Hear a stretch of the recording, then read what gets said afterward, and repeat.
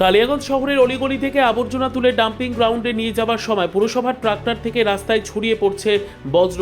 এতেই বেশ সমস্যায় পড়ছেন পথচারীরা। পুরসভার মতোই কালিয়াগঞ্জ শহরে ইটবালি ও মাটি বহনকারী ট্রাক্টর থেকেও রাস্তায় ছড়িয়ে পড়া ধুলোবালি ঘিরেও পথ চলতি মানুষের সমস্যা হচ্ছে। এই সমস্যার সমাধান চেয়ে পুরসভার কাছে উপযুক্ত পদক্ষেপ গ্রহণের আর্জি জানিয়েছেন কালিয়াগঞ্জের সাধারণ মানুষেরা।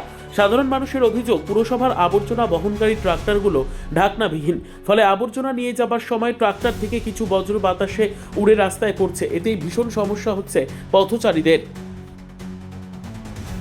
দেখলাম যে ট্রাক্টরগুলো যাচ্ছে, পৌরসভার গাড়ি বর্জ্য পদার্থ নিয়ে যাচ্ছে এবং ট্রাক্টরের ঝাঁকিতে ছিটতে ছিটতে যাচ্ছে, ছিটে পড়ছে।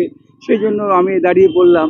তবে আমার মনে হয় এইভাবে এতে পরিবেশও দূষণ হচ্ছে। তাতে আমার মনে হয় পৌরসভা যদি একটু সচেতন হন এবং এই বর্জ্য পদার্থগুলো যখন শহরের মধ্যে দিয়ে নিয়ে যাওয়া হবে, তখন যদি পলিথিন বা ত্রিপাল দিয়ে ঢেকে নিয়ে যাওয়া হয়, তাহলে আমার মনে হয় পরিবেশ দূষণটাও হবে না এবং পথ চলতি মানুষ গায়ে ছিটে ছিটে এগুলো পড়বে না।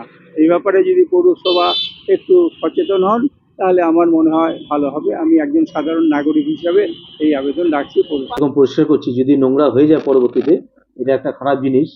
যাই হোক, ট্রাক্টর থেকে যখন মাল নিয়ে যাচ্ছে একখান থেকে আরেকখানে, তো ওগুলো যখন পড়ছে, তা আমাকে এটা ইমিডিয়েটলি আমি এই ব্যবস্থাটা নিব তোমরা যখন বলছো। তবে ওর উপরে পলিথিন না দিয়ে আমার মনে হয় নেটটা দিলে খুব ভালো হয়।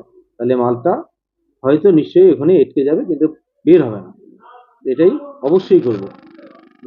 ব্যুরো রিপোর্ট, উত্তর বাংলা সংবাদ।